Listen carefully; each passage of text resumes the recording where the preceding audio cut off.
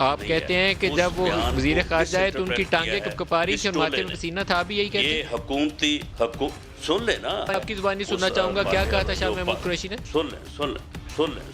क्या ये कहा, मुल्क शाह साहब पे ने कहा क्या उस बुरा मीटिंग में? वक्त हो तो ये उस वक्त भी जो है अच्छा उसके बाद शाह महमूद कुरैशी ने क्या आपको कहा कि रात 9 बजे हमला हो जाना है अगर हमने अभिनंदन को ना दिया, ये बात कही उन्होंने?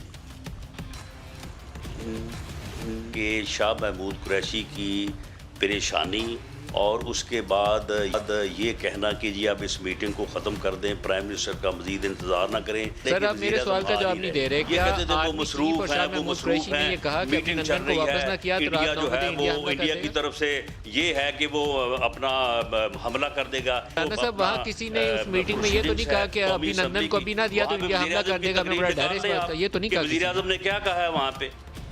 अच्छा, अब इसको इस सर, बात किसी ने उस मीटिंग में ये तो नहीं कहा कि अभिनंदन को ना दिया तो इंडिया हमारे ऊपर हमला कर देगा? एक्सप्लॉइट करके जो है वो ये यानी ये राणा साहब, किसी ने उस मीटिंग में ये बात नहीं कही कि अभिनंदन को ना दिया तो इंडिया हमला कर देगा?